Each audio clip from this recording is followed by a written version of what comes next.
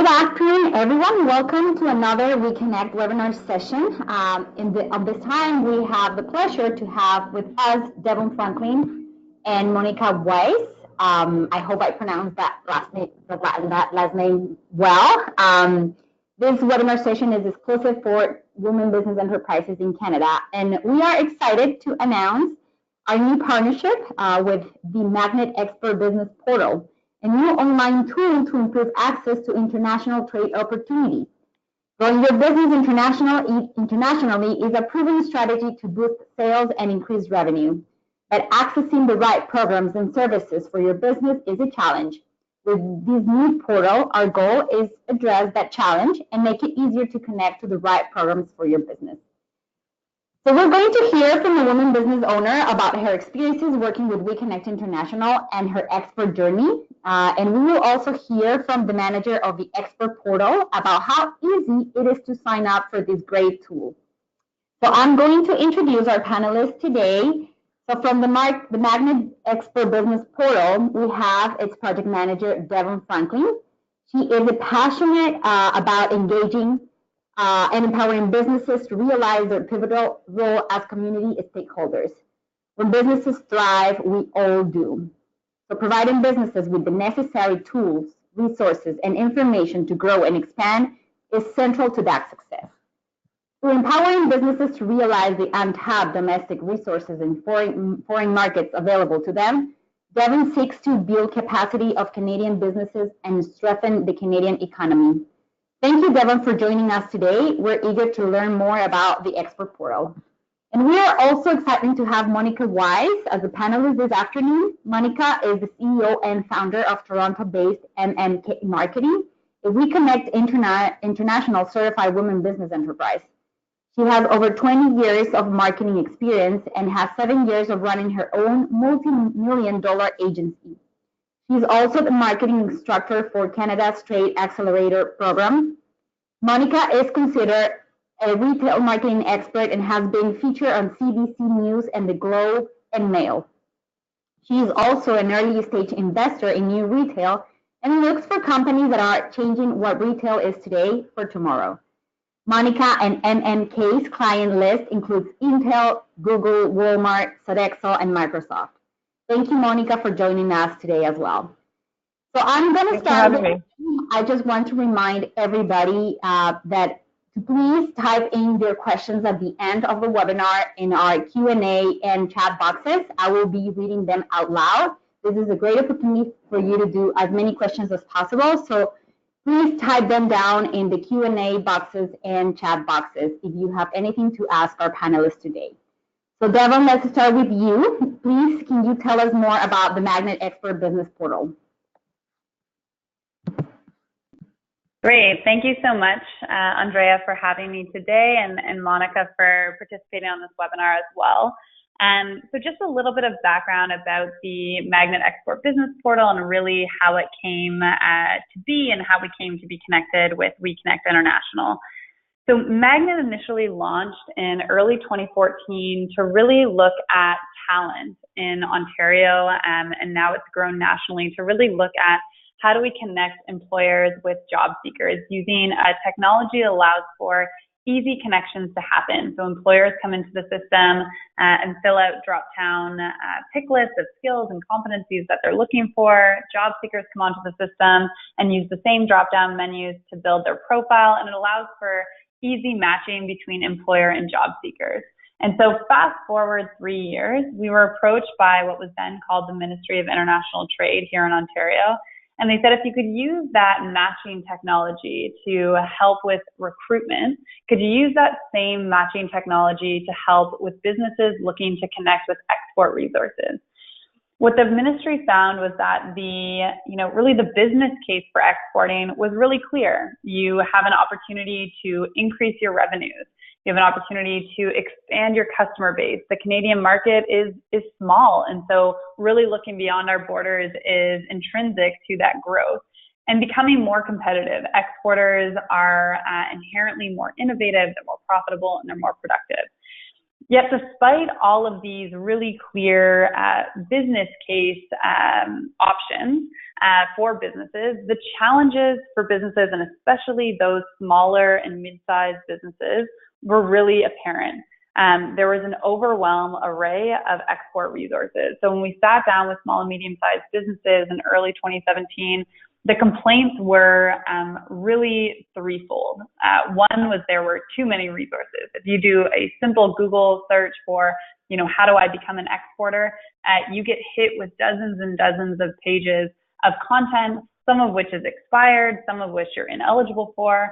And so the next complaint was really finding out what's right for my business. What am I eligible for? What is the best opportunity based on my industry, based on my sector, based on my business size, and really meeting my own goals. And then really understanding the different program providers. So what's the difference between the Ontario government, Global Affairs Canada, EDC, BDC, who's right for me and who's right for my business? And these were really the guiding principles for establishing the Export Business Portal. So the Export Business Portal is really a streamlined approach to connecting with export resources. Sorry, folks, I'm realizing my slides aren't advancing on your side. So there we go. So the Magnet Export Business Portal is really about combining this matching technology and using it as an interface for businesses to connect explicitly with those right opportunities. So it's not a directory, it's not a database that you have to sign on to and then search through, because the reality is, as a business owner, you don't know what you don't know. And so this platform was really set up to expose businesses to the myriad of product resources that are all available for business owners. Addressing that concern with the multiple providers, it was really working across different providers to put everything into one platform. So it was really looking at how do we connect with the Ontario government, with EDC, with Global Affairs Canada, and BDC to provide businesses in one easy location to get connected to these resources. Everything from funding programs to trade missions to networking events, inbound, outbound opportunities.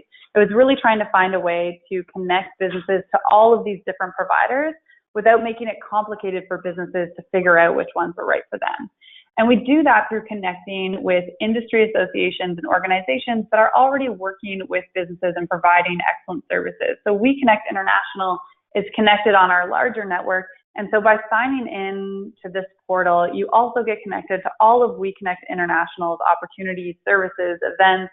So the upcoming Power of the Economy conference, if you sign up, you get notifications about how to register, who's going to be speaking, how to get more involved. And so you're really limiting the opportunities for you to miss out on these opportunities when you sign up and have it built into your workflow.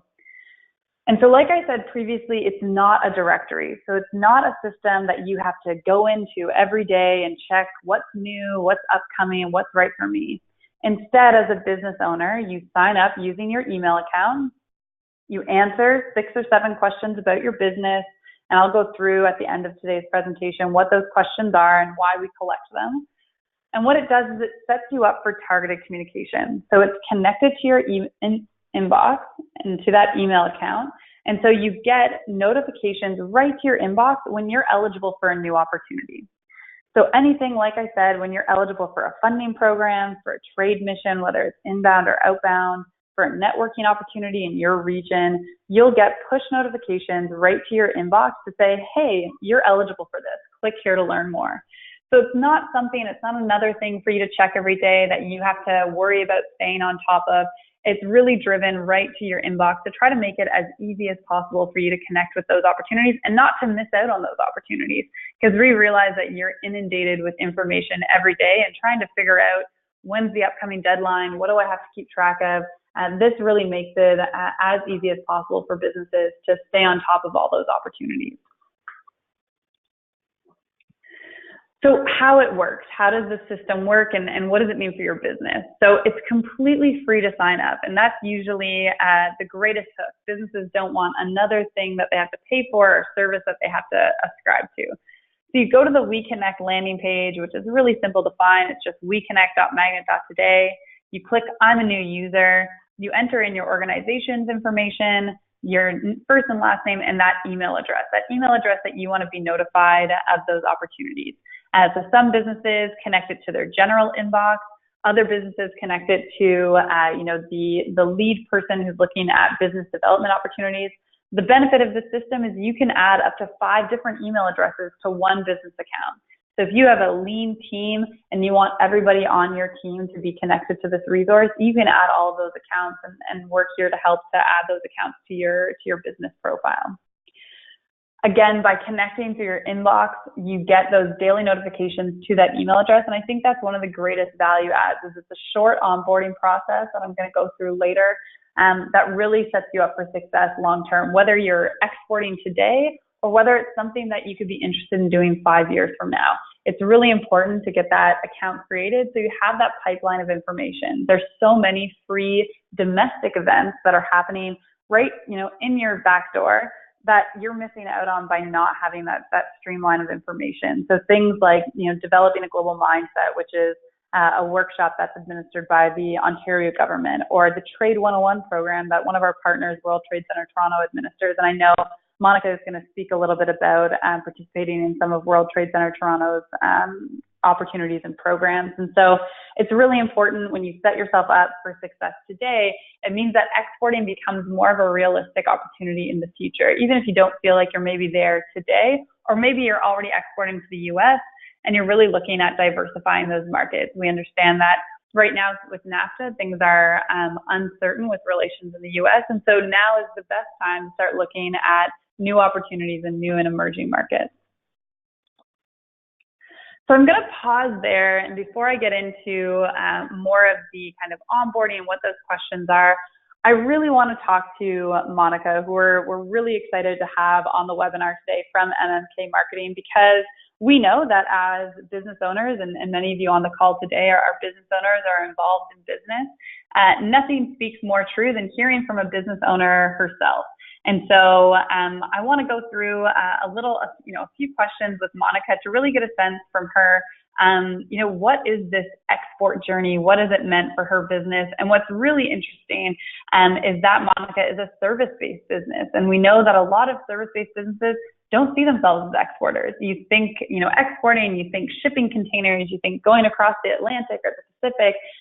But we have Monica on the call today, and she's going to talk a lot about how as a service provider, she's really been able to, demonstrate the value that she brings to some top tier clients and what export has meant for her development. So Monica, thank you for joining us today. I'm excited to learn more. So maybe you can start us off by just telling us a little bit about MMK Marketing. What is it that you do? What makes you unique? To give some background to the audience here. Great, thank you. Firstly, just thanks for having me today. And really my intention is to share my story and to provide value with whoever's on the webinar today. So hopefully I can make an impact for everyone. So to answer your question, like who is MMK? So we are a full service marketing agency. And as of January 22nd, we are launching a new arm, which is going to be a consultancy group within the retail space. So it's really exciting. We do have top tier clients with Canada and the US, and we've been very fortunate to have 80% of our services being exported to the US. And as you can imagine, the marketplace in the US is larger than in Canada, and with the exchange rate, US clients are really great to have at this moment. That's fantastic. And again, I think that just speaks to that initial comment about how small the Canadian market is and where the US really offers some opportunities. So that's an easy transition into, what does it mean to be an exporter in a service-based industry, and really what's that meant for your business in terms of your growth strategy? I think what's really key in order for you to start working and exporting your services is you really need to define who you are and what your differentiator is, and build those relationships. And sometimes those relationships can start in Canada, and then you can build them out into the US, or you can go directly into the US. But that's something that from a business plan perspective, or if you have an export plan, so I highly do recommend that If you don't have one, I know the Trade Accelerator program, which I'm a marketing instructor, actually helps you go through that. Then can really define where you're going to go and build those relationships. With regards to my experience with export, I'll give you a couple of examples. Through a U.S. client, we innovated the first multi-vendor store on Amazon. So before us, there wasn't, people would sell products, but they wouldn't have a brand store that sold multiple vendors. And so when we did that, we piloted that in the U.S. We got 15 times ROI on our ad spend. And what happened from that is that we piloted in the U.S. Now we're actually launching in the U.K. And then 3 months after, we'll be launching in Germany and in Japan. So we didn't have the foresight to be even expanding into Germany and Japan. That actually, and then the UK, that happened organically. But it just to kind of show you that your journey can lead you if you have a differentiator, which is us setting up the first multi-vendor store on Amazon, piloting it, proving it out, and then taking that format and then deepening that relationship with the client. And then what we also are doing now is taking that to the Consumer Electronics Show, which I think a lot of people are familiar with. If it's not, it's the biggest electronics show in the world. And we're going to take that and really define that offer and then take and then sell that. And then we'll see how that goes as well. But that's really focused, and we know that's what we want to do. We know that's the offer, and we know what kind of clients we want to go after. And so to research that, go to CES and try to kind of build this business funnel there. And then we'll complement that too in creating a media ad campaign that puts that offer out and then also tries to generate cold leads through inbound marketing. Another great example is we started to do some retail projects in Canada. We had an opportunity to work with a tech company for one of the biggest retail groups in the US, which is Walmart. And we did a full PC segmentation project there, tested out. In the 200 stores that we tested, we had an increase of 9% in sales. So knowing, what we've owned in the retail space is just not building things or designing things. We actually have a philosophy of how you actually communicate to consumers. We use technology in order to help us get to that. Again, really defining how unique we are and how different we are, and then taking that and then reselling that. So as long as you can kind of try, test, and learn, get those case studies, define your offer, you'll find that it's a lot easier than to sell that. Is new business easy? No. Is it long-term? For the most part, yes. You do have to stay committed 100%. It doesn't happen overnight. So that's why I think in order to save yourself time and efficiencies, really know what you're selling, what makes you different.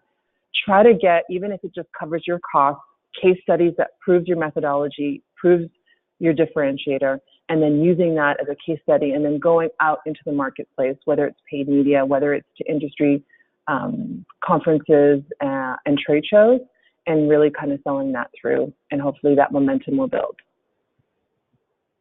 That's great. Was that helpful? I'm thinking maybe let's take a small step back. I'm curious to know, and I'm sure those that are on the webinar, kind of how you got started. You mentioned an export plan. Can you speak a little bit more to, you're demonstrating success in the Canadian market. When did you decide to take that step and looking at U.S. market? Was it more kind of organic, or was it a really deliberate opportunity that you were going after? And really, how did having an export plan and what did that entail in terms of the kind of legwork you had to do initially? Okay, if we go back 6 years ago, I have a global client, and there was a global deck that came through, and it was something that was happening in the UK. And I looked at it and I said, no, what I could do it cheaper and better in Canada. And so I literally prototyped the idea, asked someone to help me with it, saying, hey, I don't have any money to give you, but I really want to prototype it. If we do win the business, you're going to be my supplier that fulfills on it. Are you in? And so this is, again, like me starting out. I believe I had 0 employees at the time, maybe 1, and went into one specific person to showcase them. Another person walked by, saw my prototype, and said, hey, what is that? And then they had a North American call, and within 15 minutes, I had 10 new clients. So it did happen organically, but again, it was doing that research and looking at what your differentiator is, taking those risks and kind of implementing them, passing those ideas around. I think there's always like being at the right place at the right time. But if you didn't if you didn't have the foresight or didn't have, what entrepreneurs have is that, it's just that where you're going to pilot and test and invent and kind of create, that wouldn't have happened. So once that door opened, I thought, wow, okay, the U.S. is an awesome place to be. As opposed to servicing, let's say 60 Best Buys in Canada, you can service 1,200 Best Buys within the U.S. So I could be doing the same work. It's the same amount of hours that goes into a program, but then you can kind of amortize it and obviously amplify it with the market share or the bigger population or the more stores or whatever it is, the opportunities that happen into the U.S. So that's kind of the story there with regards to how I got into the U.S. market. Speaking to the export plan. Yeah, speaking to the export plan, and this I think maybe a duplicate in how we go down about how we take the opportunities. Export plan was really motivated by WEConnect International. So WEConnect did an awesome job in introducing me to the Canadian High Commission. They then introduced me to the Toronto Trade Commission, who then introduced me to the Trade Accelerator Program and got me sponsored to take the Trade Accelerator Program, so it was of no cost to me. Did that program, did the export plan, and we did it so well that we were the best export plan they ever saw, I think over the 200 export plans they've reviewed, and hence how we started to become the marketing instructor for the Trade Accelerator Program. That's fantastic. So building on the WEConnect connection, how did that come to be? How did becoming a woman certified business owner benefit your business? How did you work with WEConnect International? And really for those that are women entrepreneurs, either on the webinar that are going to watch this recording, what is the value proposition? How was the process? Was it cumbersome, challenging, or was it really just an easy business decision? So one of my top clients is a global client. The procurement officer had called me and saying, hey, I noticed that you're a women's owned business. I said, yes. He goes, are you a certified women's owned business? I said, no. And some of the bigger companies that some of you may deal with or may want to deal with, having a diverse supplier list is very important to them, and they're mandated to ensure that there's X amount on their vendor list. So I said, at first I wasn't sure how I felt about it, because I felt like, well, do men get certified? And why do I have to get certified? Isn't it good enough for me to just tell you that I'm a woman's owned business? But I don't conduct my business as a woman. I just conduct it as just a business owner. So me being a woman, why does it matter?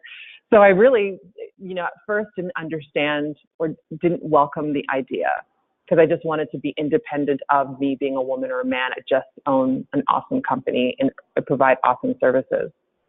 Once that's really interesting that you were a bit, sorry, I was just going to say that's really interesting that you were a bit hesitant at first. I think that's really, that's a candid response to say kind of, why does it matter if I'm certified? Yeah. And because I had this kind of, box that I put myself, like I'm this, strong woman, and I don't have to define myself as a woman. I just define myself as a business owner, right? But once I had this great conversation with my procurement officer, and we actually have a great relationship, I said, okay, great. I will get myself certified. He just literally introduced me to WeConnect, and it was very simple. The process was quite simple. They were transitioning the Canadian rep here. So Edith literally flew in from Washington, D.C. to interview me. I just had to get my books in order, not even books, just to make sure that you are 51% owned. So they're just looking through your binders to make sure that no one's lying, everyone's honest, and there's an integrous relationship there. So it was literally like a two-hour meeting. Some paperwork to be filled out. The cost isn't very high. From what I remember, I think it was $750 US at the time. So it's not a huge investment. And then soon after went to the WeConnect Day, which I find super fabulous, that typically happen out of the US. It's a day before WeBank, which is the the U.S. Conference that happens. And they really take the time in getting top-tier procurement brands coming in, like Sodexo, like Starbucks, like P&G. There's some smaller brands, Avis Rent-A-Car, insurance companies, Sunlight, what's it called? Blue Cross. So you have some great access to these procurement officers, and if you have a really clear proposition, you would, being a certified women-owned business, being part of WeConnect, gives you access to them. And that kind of access doesn't come easily, especially with top-tier brands. It is definitely up to you to make sure you have your things in order for you to stand out and for next steps to happen.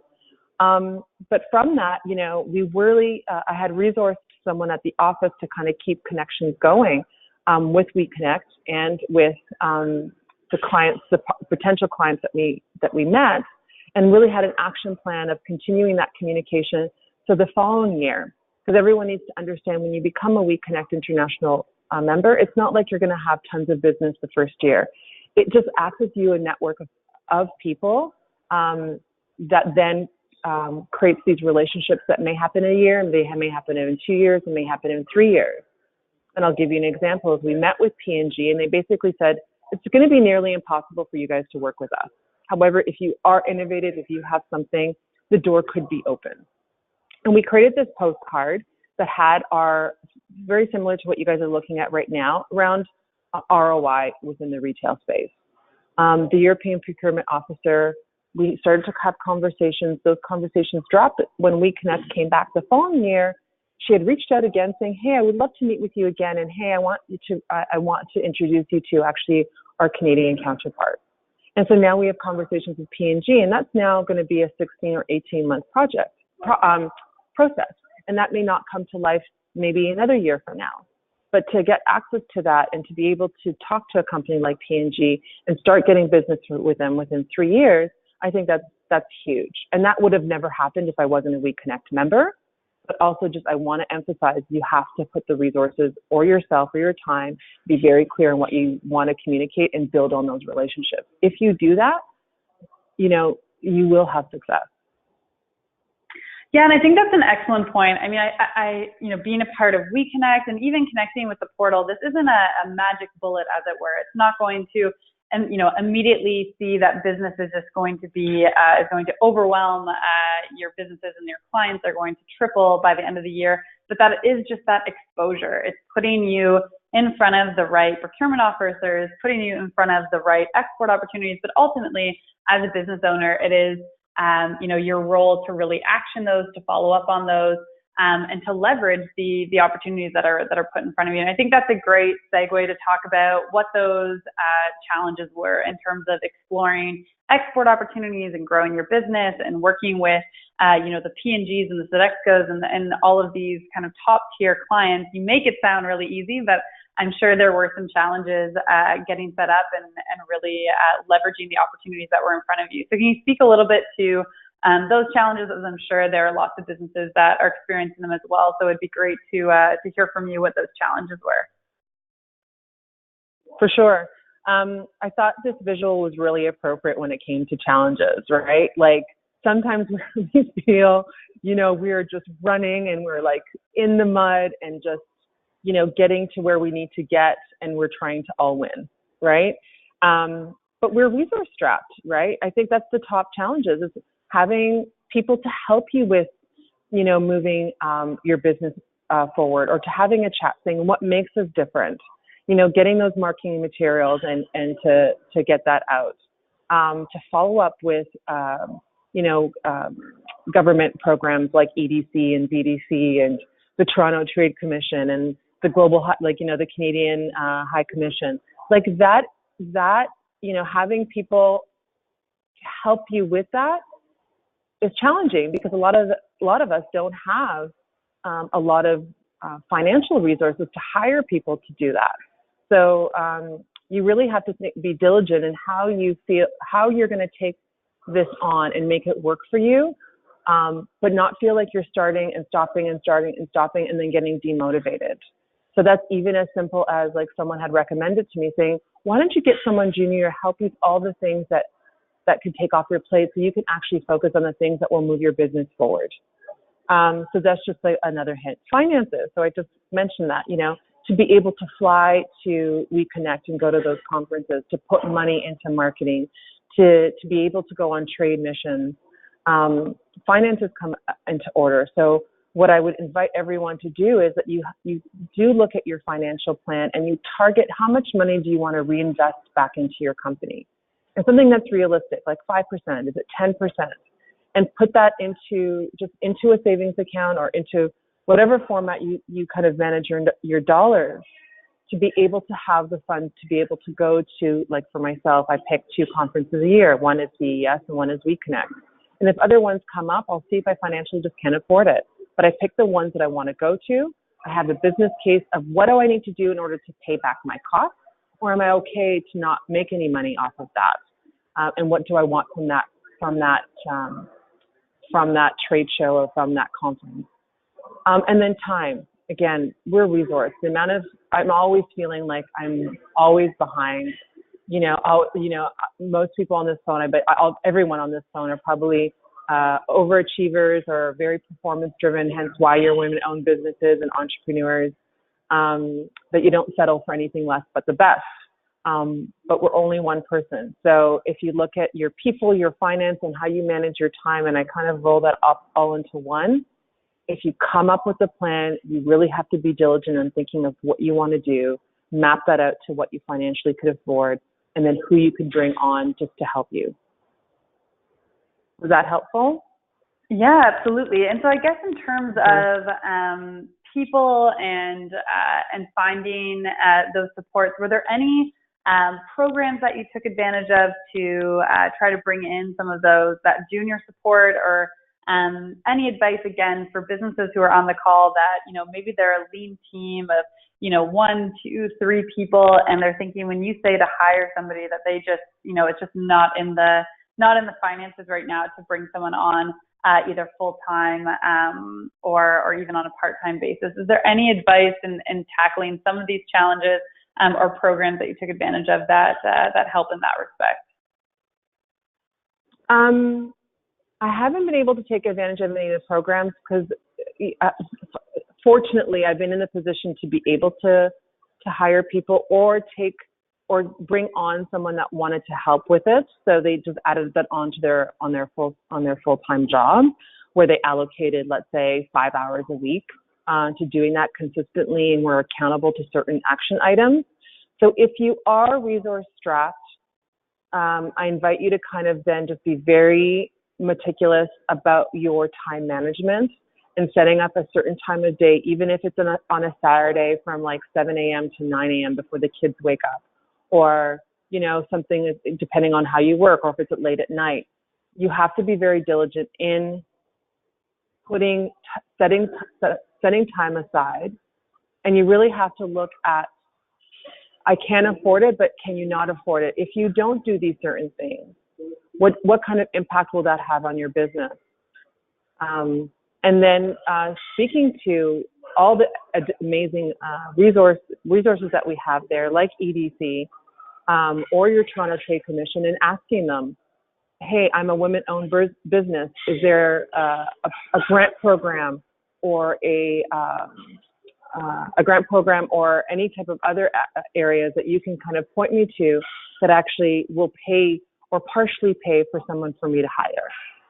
So I think asking the right questions to your representative for myself with the Toronto Trade Commission, they are a wealth of resource and they will point you down the right direction. It's just all about making sure you're very clear on what you need and what you need them for, and they will point you down the right path.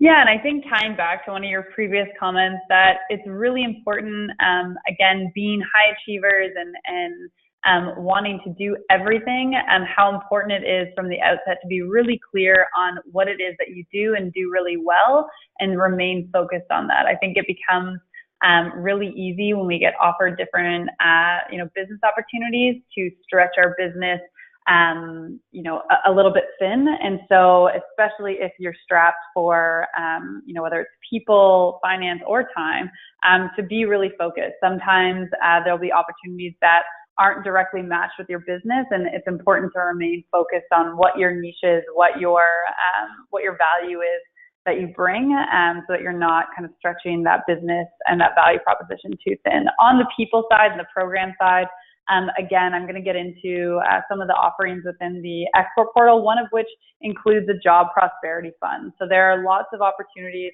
and government programs that support businesses and subsidize hiring, especially when it comes to recent grads or co-op students. Our post-secondary institutions are starved for industry partners that are looking to give real life experience to really innovative and inspired students that are looking to get their feet on the ground. And as a small business, you offer a really unique opportunity for recent grads or for, like I said, co-op students to get some experience in a workplace, in a workforce. So again, it may not be long-term people. It could be a 4-month co-op placement.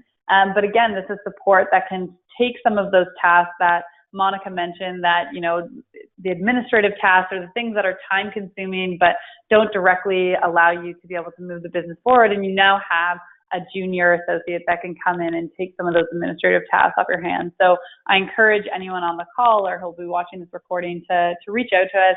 As I said, Magnet first got started on the talent side, so we have a large database of job seekers, but also have great connections into post-secondary institutions that are really looking to engage with industry and find ways to provide work experience opportunities to businesses, to students, sorry. And that's really great to hear, because if you take advantage of that, to the people that are listening in today, is if you create a methodology of what they want to use them for. So let's say you are going to use them for marketing and new business development, and you're going to focus, you only could afford of going to the WEConnect conference, the yearly conference that happens in the US. If you have a methodology saying, hey, here's our USP, develop our marketing materials, here's a list of people that I want you to contact, here's kind of some emails, can you if you create this kind of methodology that's replicable, then you can use the student every year to kind of set you up and get all the prep work done for, let's say, WeConnect. But think about something that is replicable within your business, that then when someone new comes on, it's easy for them to kind of pick up and transition.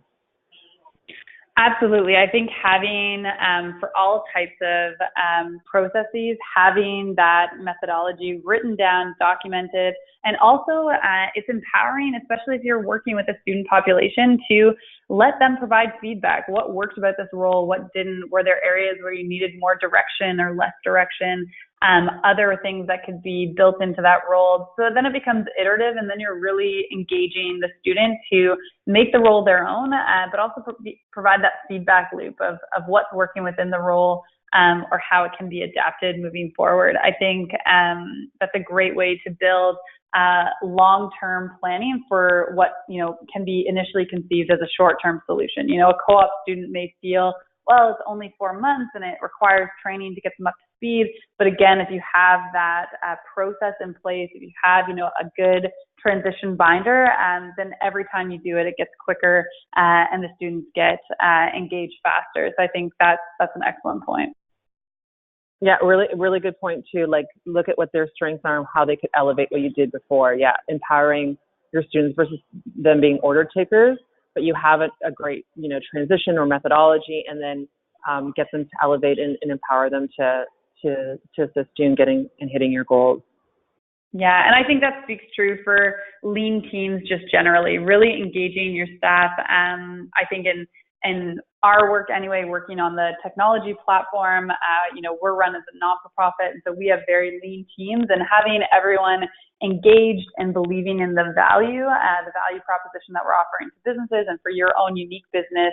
Again, once you have that niche market that you're in, that value that you deliver, if you have, your staff engaged and feel included in that business plan, then it only works to your benefit. They become your ambassadors. They become people who are willing to stay that extra hour at work to meet that deadline because they really are engaged in the success of the business. So workplace culture, even if you're only a team of 3, is still really vital to maintaining that engagement and buy-in from your staff.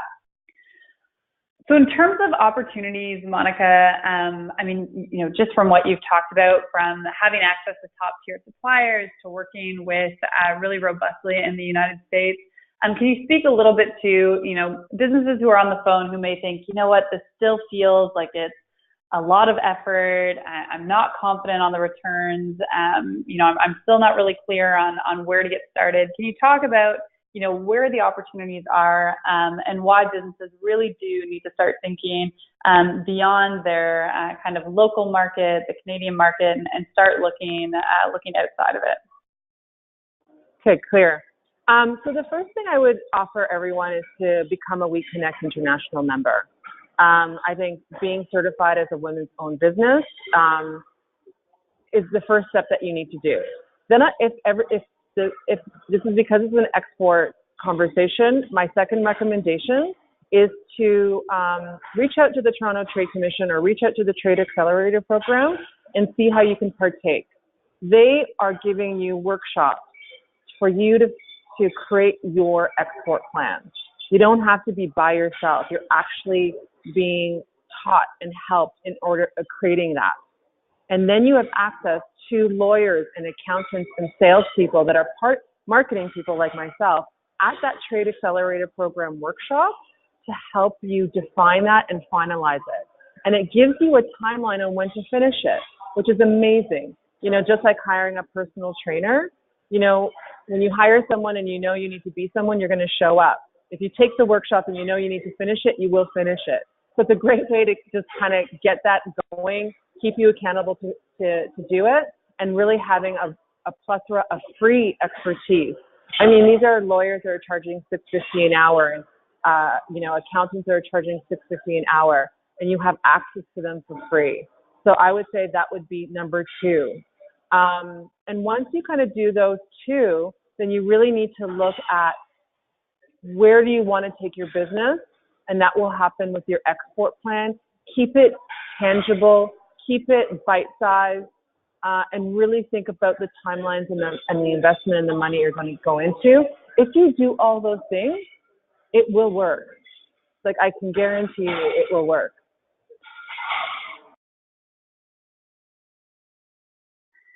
That's fantastic. One thing that I would say, especially to the accessing government programs, tapping into the Trade Commissioner, we've had conversations about the export portal and walked through that. Where do you see in terms of, again, in terms of businesses tapping into that, especially businesses who are very new to the space, the value in the system and in being, again, connected to both WEConnect as well as those top tier providers like the Trade Commissioner Services that is vetted through the Global Affairs Canada?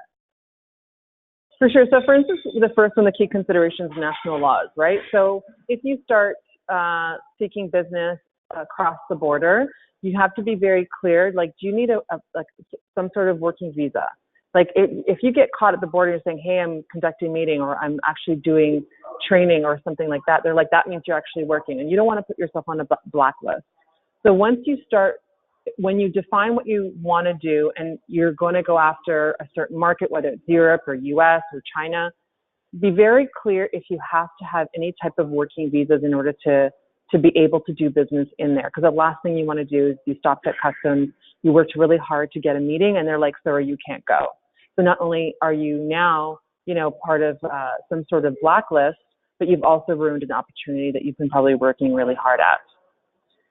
The other one is banking and finances. So for instance, right now with our Amazon program, our clients are going to be UK based, but we're selling in US dollars and we are Canadian. So how do you mitigate any type of loss when it comes to currency exchange? So having a financial advisor, whether it's your bank or someone that you trust, have that organized. You really should have that in order. Also, too, with regards to banking and finances, does it make sense to open up a U.S.-based company in order to help with taxation and maybe even hiring someone in those markets? So banking and finances and how you generate income, where those invoices come from, you really need to understand. And that will be, you'll think about that stuff when you go through your export plan. The other things that you need to think about is really understanding local business and cultural practices. So I was just recently in Singapore, and I didn't know you're not supposed to chew gum in Singapore. And I just literally did, practice what I preached. And I said, what is business etiquette? What are cultural practices in Singapore? And that was like a small little thing, but a big thing because I could get fined for it. The other big thing that I noticed is when you go to business meetings, you take the card with your name face up with two hands and you pass it to that person. If they pass a card to you, you keep it on the table and you keep it face up and you do not put it away until the meeting's over. So it was those little, local business practices and cultural practices that you really need to understand in order to make sure that, again, that meeting that you really took you a while probably to get, you don't want to lose that opportunity or kind of get some bad energy in the room because you kind of just misstep based on cultural practices. The other thing that you really need to look at is translations in consumer behavior. So for instance, if you are a company in Canada and you want to do business in China, you may want to consider getting a Chinese URL, and you really may want to consider in restructuring how you communicate. The Chinese love detail. So I always use the example of Coca-Cola because everyone knows them. If you go to the Coca-Cola US site, very lifestyle, very clean. If you go to the Coca-Cola Chinese site, you could see very, very different graphics, very different way of putting that communication up. So really understand how your clients and consumers behave in order to making sure that you are communicating them in the right way, you're giving them what they want, and then making sure that if you do translations, that you're very clear that that translation is not a misstep. So having someone do the translation in a local market or reviewing that is really super key, because there are big companies, and I had some examples before. I think it was like the World Bank put $10 million into a brand campaign, and when they translated it into another language, they totally misstepped and basically wasted a year or 2 years of their time and $10 million. So I would say those are the 4 key considerations when you're looking to export. Fantastic, Monica. That was such a wealth of information, but really easily digestible. And for anybody who's listening in or will be watching this later, we'll make these slides available through WeConnect so that you can have them to go through as well as the actual video content. So with the last 15 minutes, because I do want to have some time for questions, if there's any questions from the audience for Monica or myself, really tying it back to the launch of this export portal. So a lot of the services, almost all of the services that Monica mentioned, from the Trade Commissioner service we work with directly, from EDC, BDC, and again, the Ontario government, if you're an Ontario-based business, are all easily available through the export portal. So again, that time resource, having enough time in a day to run your business, to do your day-to-day, and then on top of that, you have to start thinking about, how do I grow? How do I expand? And so we appreciate that, especially as a small, mid-sized business, having that time, it's just not always there. And so by connecting your email account to this portal, it allows you to have a streamline of information coming into your inbox. So whether it's the Trade Commissioner Service hosting their TAP program, the World Trade Center Toronto offering their Trade 101 program, the Government of Ontario, again, if you're in Ontario, opening you up to their Developing a Global Mindset workshop. There are numerous free, easily and readily available workshops domestically. And then there's also these trade missions, trade shows, inbound, outbound, that are going on monthly, that are being hosted by all of the various providers that we work with, that you're potentially missing out on. That could be that opportunity to really connect with worthwhile businesses and suppliers and distributors that make sense for your business. So I encourage all of you to go to weconnect.magnet.today. It connects you to the WeConnect platform, and you'll go through a really simple onboarding process. We ask you 7 to 10 questions about your business. We ask you for your name, your physical address, and that's important because then we will target you with local events that are happening in your area, so that it makes it really easy for you to to arrive to them. So if you write that you're in Toronto, you're not going to get notifications about domestic events that are going on in Saskatchewan, because that doesn't make sense for you. It's probably not likely, if it's a local roundtable, that you're going to want to fly out for it. So it's really finding that you're getting focused content for your business. Industry and market serves, so this is really important. It's all based on your NAICS code, and we have all kinds of search tools in system to help you find the appropriate NAICS code for your business. But again, if you're a marketing consultant, if you're, you provide legal services, if you're a software developer, you're going to get content that's relevant to your business, not content that is irrelevant or doesn't match your sector. So if you're not in agribusiness, you're not going to find that you're going to have any resources that are related to agricultural services. We ask you your number of employees, which again is really important. There's numerous funding programs that are specific for small businesses that are less than 200 employees. And so we ask you for this number of employees so that we can make sure that you're getting hit with that content. And the same with your founding year. There are some funding programs where you have to be an established business for up to 3 years before you can be eligible. So then we would exclude any, recent startups within the last 3 years, so that you're not getting content that just, again, you're not eligible for. The second set of questions is where we really hone in on that export potential. So we ask you, are you currently exporting, yes or no? You don't have to be currently exporting to find value in the system. You simply say, no, I'm not exporting. You put in your total sales revenue range. And if there are specific markets that you're interested in exploring, I want to get into the US markets, I want to get into the EU markets, you list those. If you don't know yet, then that's fine. You can just hit don't know yet. And this really, again, sets you up for success to be able to start tapping into the educational resources and the funding programs that are available to really start maximizing your potential to go abroad. A lot of those domestic opportunities that Monica mentioned, those trade accelerator programs, all go to non-exporters or early exporters that are really looking to accelerate that growth. If you are currently exporting, then you'll get a few more questions, things like what are your current export markets?